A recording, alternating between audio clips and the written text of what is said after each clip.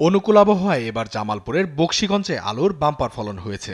তবে বাজারে আশানুরূপ দাম এবং আলু সংরক্ষণে হিমাগার না থাকায় কৃষকদের মুখের হাসি নেই। বকশীগঞ্জ উপজেলায় আলুর আবাদ সর্বোচ্চ ১,৮১০ হেক্টর। লক্ষ্যমাত্রার চেয়ে বেশি আলু চাষ হলেও সন্তুষ্ট নয় চাষিরা।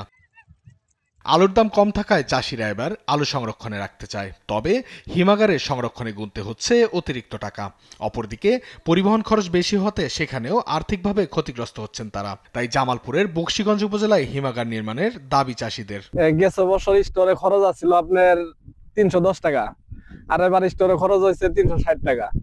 এখন আমরা প্রায় ৬০ থেকে ৭০,০০০ টাকা আমার প্রতি বিঘা খরচ। ক্যারিং খরচ বেশি, আমাদের লাভবান হওয়া খুব সম্ভাবনা কম থাকে।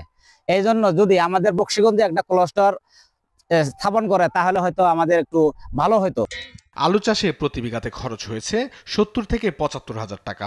অপরদিকে আলু বিক্রয় করে উঠেছে ৬০ থেকে ৬৫,০০০ টাকা।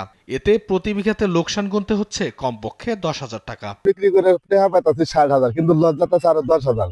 আমরা যে অনেক কৃষক আলুর আবাদ করছি, কিন্তু সবাই আমরা ক্ষতিগ্রস্ত হয়ে যাচ্ছি। বিভাগ থেকে উন্নত জাতের বীজ এবং সার ও কীটনাশক যদি বিনামূল্যে দেওয়া হয় তাহলে আমাদের আবাদ করা সম্ভব।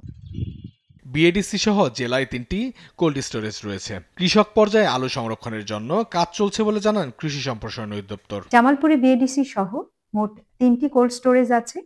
কৃষক ভাইরা সেখানে আলু সংরক্ষণ করে থাকেন।